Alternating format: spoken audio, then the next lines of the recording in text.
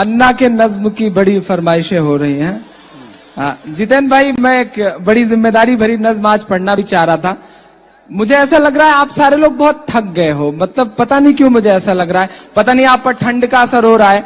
हालांकि मेरे साथ आजकल ऐसा होता है कि बहुत कम उम्र में हमारे नाजिम जितने भी हैं वो मुझे सीनियर बना देते हैं।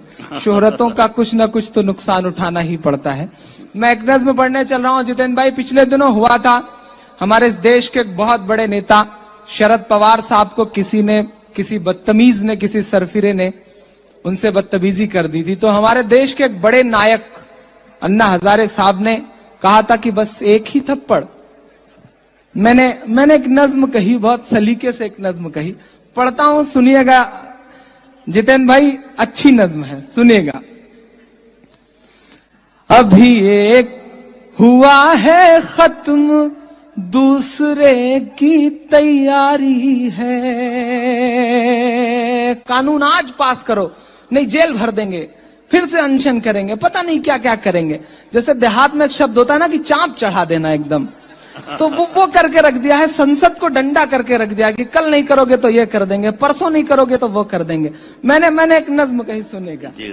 अभी एक हुआ है खत्म, दूसरे की तैयारी है। अगला मिसरा मेरा अगर सच लग जाए और लग जाए कि मैंने सही बात कह दी है, जो बात मैं कहने जा रहा हूं, पूरे देश में मीडिया के डर से कोई भी बोलने की हिम्मत नहीं कर रहा है, लेकिन एक अकेला शायर है जिसे मीडिया की कोई परवाह नहीं है।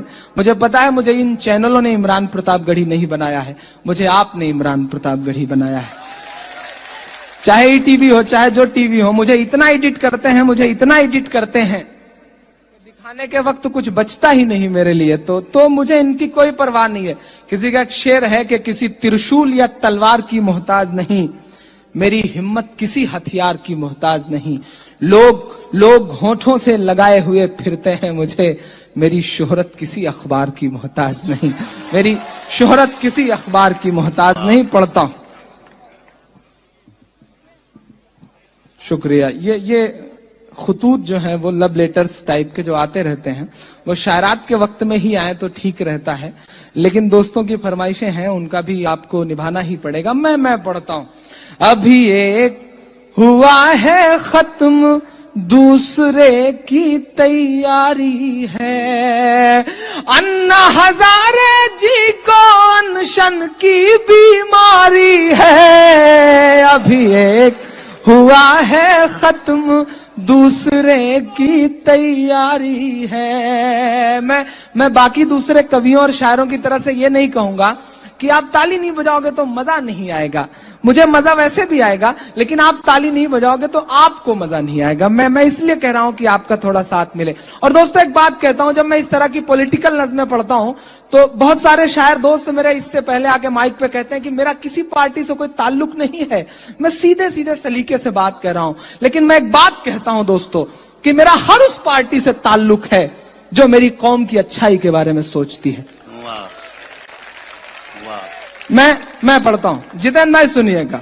अभी एक हुआ है खत्म, दूसरे की तैयारी है। अन्ना हजारे जी को अनशन की बीमारी है। अभी एक हुआ है खत्म, दूसरे की तैयारी है। उस मुद्दे पर बोल देते हैं, लेकिन हमारे मुद्दे होते हैं तो 19 दिन का मौन धर लेते हैं वो। मैं पढ़ता हूं। एक तीखा सच बोल रहा हूं, माने कोई बुरा ना।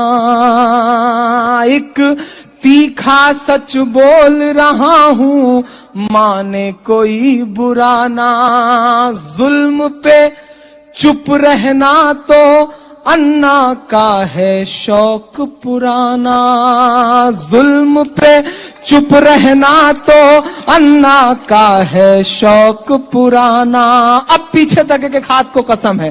अन्ना तब भी चुप थे जब, अन्ना तब भी चुप थे जब गुजरात जला था जिंदा।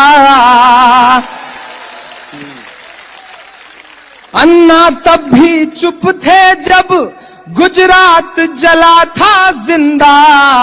ना ही किसी अनशन पर बैठे, ना ही हुए शर्मिंदा, ना ही किसी अनशन पर बैठे, ना ही हुए शर्मिंदा। काश एक अनशन अन्ना उसके भी नाम कर देते, काश एक अनशन अन्ना उसके भी नाम कर देते।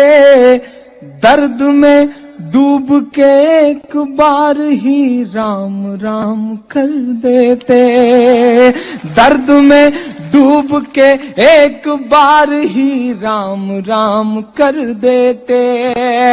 जो चुप्पी ओढ़ी थी वो, जो चुप्पी ओढ़ी थी वो अब तक जारी है। अन्ना हजारे जी को अनशन की बीमारी है, अन्ना हजारे जी को अनशन की बीमारी है। एक